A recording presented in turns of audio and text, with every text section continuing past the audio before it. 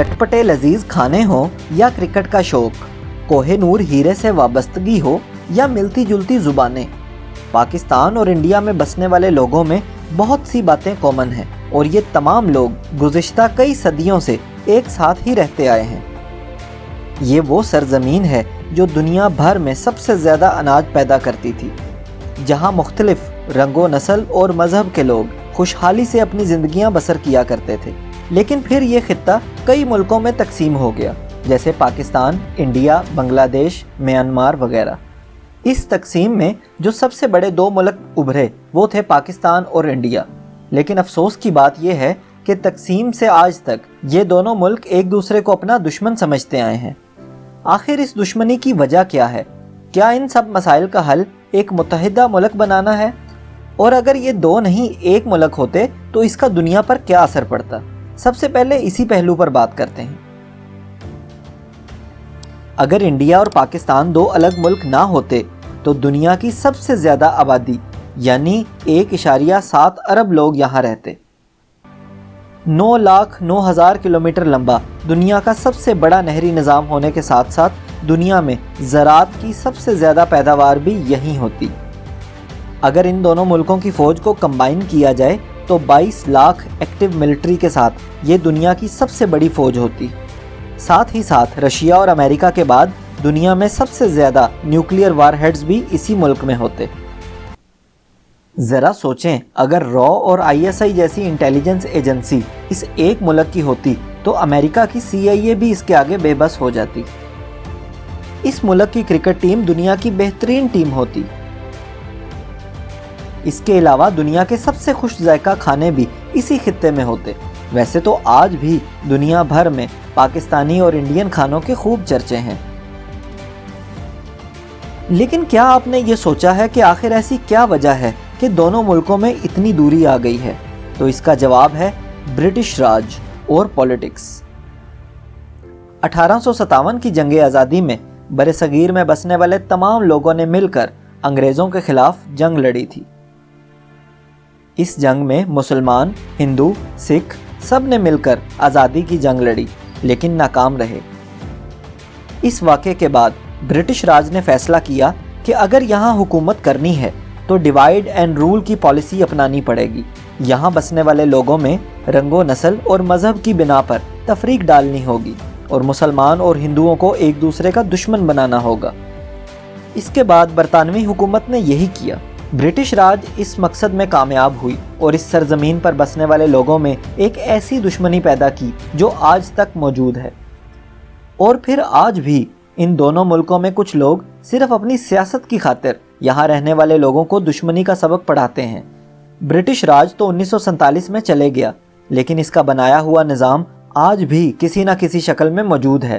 इसके बावजूद आज भी दोनों मुल्कों में बहुत से लोग हैं जो चाहते हैं कि पाकिस्तान और इंडिया एक हो जाएं। और एक हो जाने का मतलब है पुरअमन तरीके से। इसका हरगिज़ ये मतलब नहीं कि पाकिस्तान इंडिया पर या इंडिया पाकिस्तान पर कब्जा करके एक मुल्क बनाए। और अगर सोचा जाए तो एक मुल्क अगर ना भी हो तो भी अमन और सलामती के साथ रहा तो जा सकता है। अगर आप तारीख का मुतालिया करें तो जान जाएंगे कि तरक्की, अमन और खुशहाली सिर्फ दोस्ती से ही मिलती है, दुश्मनी से नहीं। मॉडर्न हिस्ट्री की बात करें तो फ्रांस और जर्मनी 10 से ज़ायद जंगें लड़ चुके हैं। हत्ता कि वर्ल्ड वॉर 2 जैसी जंग जिसने पूरी दुनिया को अपनी लपेट में ले लिया था, इसमें भी फ्रांस और जर्मनी एक दूसरे के हरीफ थे।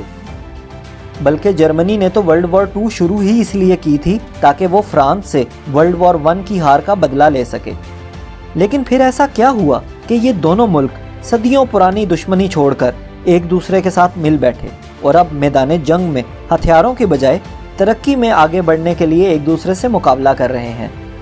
इसकी वजह यह है कि फ्रांस और जर्मनी दोनों ने जंग करके देख ली और जान गए कि इसमें सिर्फ तबाही है। इसलिए अब यूरोपियन यूनियन के बन जाने के बाद ये दोनों मुल्क अमन के साथ एक दूसरे से ताउन कर रहे हैं। कभी आपने सोचा है क्या हमारे खित्ते में भी कोई एशियन यूनियन बनाई जा सकती है जिसमें तमाम मुल्क इंडिपेंडेंट तो रहें लेकिन आपस में ताउन करें, एक दूसरे के साथ जंग करने से बाज रहें? ऐसा करने से इंडिया और पाकिस्तान की सरहदों में कोई तब्दीली नहीं आएगी और ना ही हुकूमतें तब्दील होंगी। इंडिया की पार्लियामेंट اور پاکستان کی پارلیمنٹ علیحدہ ہی ہوں گی، دونوں ملکوں کے پرائم منسٹرز بھی علیحدہ ہوں گے، لیکن ایک کامن یونین میں دونوں ملکوں کے مفادات کے لیے فیصلے کیے جائیں گے۔ اس یونین میں جتنے بھی ملک ہوں گے ان سب کو ایکول ریپرزنٹیشن یعنی برابر کی نمائندگی دی جائے۔ اس سے دونوں ملکوں کو فری ٹریڈ ایکسیس اور امپورٹ ایکسپورٹس میں آسانی ملے گی۔ پشاور سے لے کر کلکتہ یا پھر ڈھاکہ تک بغیر ویزا سفر کیا جا سکے گا اور ٹورزم یعنی سیاحت کو بھی فروغ ملے گا، اور دنیا بھر کی سب سے زیادہ فیورٹ اور اٹریکٹیو ٹورسٹ ڈیسٹینیشنز یہاں ہوں گی، چاہے تاریخی عمارتیں ہوں یا خوبصورت قدرتی مقامات۔ ان دونوں ملکوں میں کسی چیز کی کمی نہیں۔ اگر یورپ کی طرح بغیر ویزا سفر ممکن ہو تو ہر پاکستانی تاج محل کی سیر کو ضرور جانا چاہے گا، کیونکہ یہ دونوں ملکوں کی مشترکہ تہذیب اور ثقافت کی عکاس ہے۔